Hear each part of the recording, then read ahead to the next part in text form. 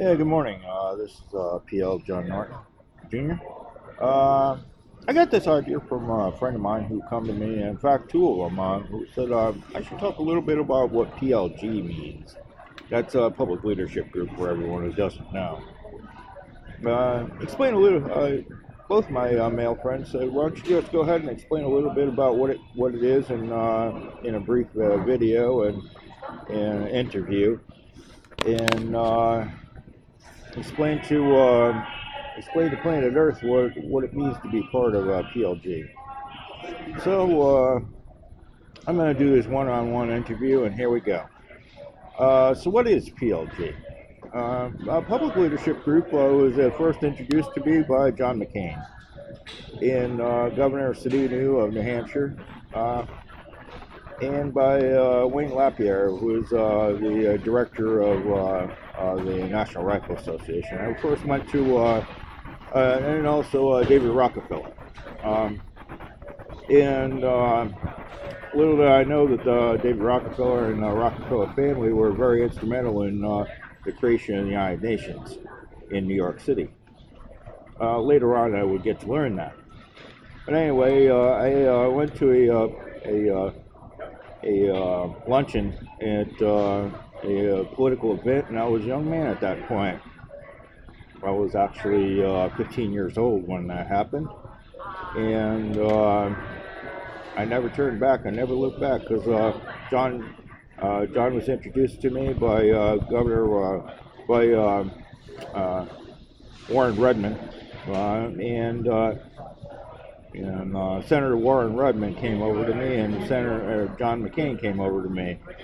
And then eventually Senator Orrin Hatch came over to me, and they said, "Young man, you've been given a whole lot of nice things by a lot of good people talking about you, including Gloria Vanderbilt and Rose Kennedy. And you know what? Your family's really convinced that you're really going places. And after talking with you, young man, for several minutes here, we realized the potential that you had. So how would you like to eventually join PLG?" I said, "Yeah, I'm in."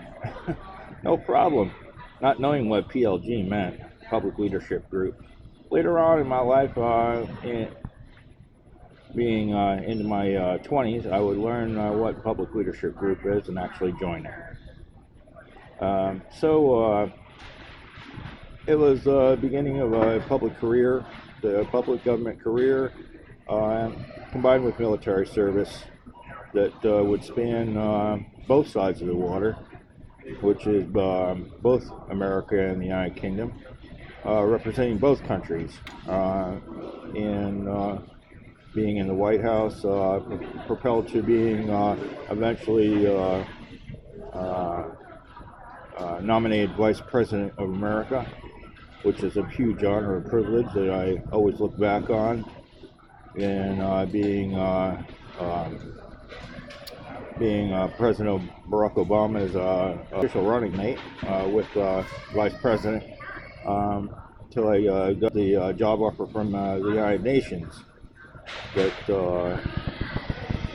I got two job offers from the United Nations, one was at UNODC, which is the United Nations Police Force, and I took that one. And then subsequently, about 7 months later, I got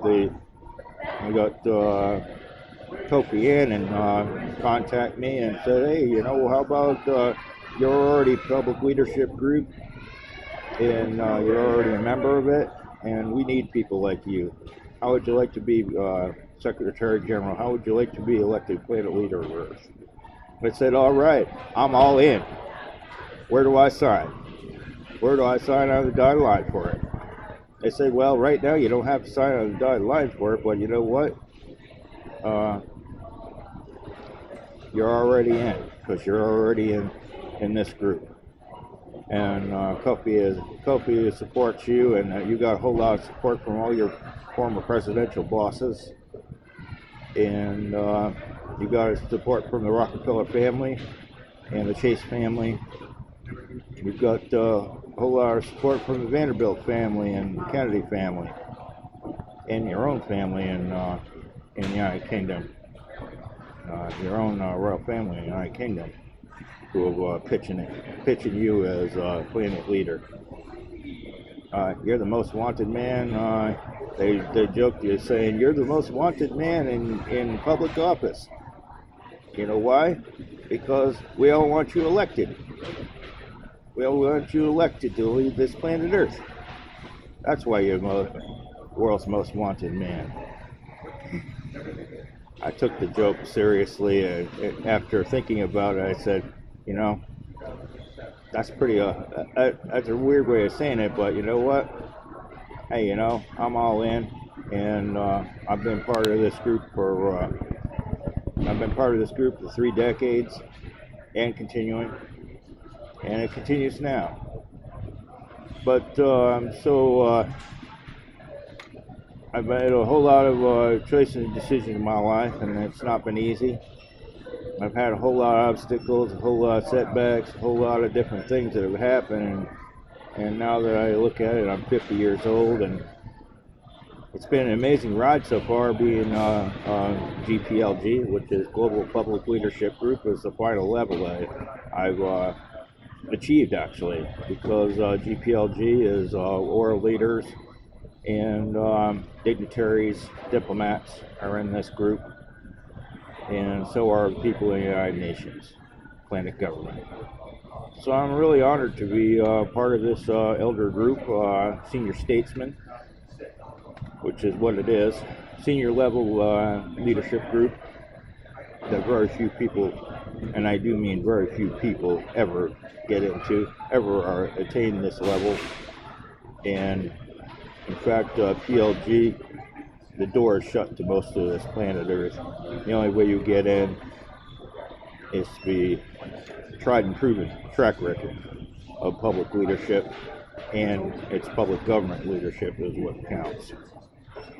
So a little brief thing, and you know, as I look at my friend Gloria Vanderbilt, who helped me a whole lot, and the Vanderbilt family.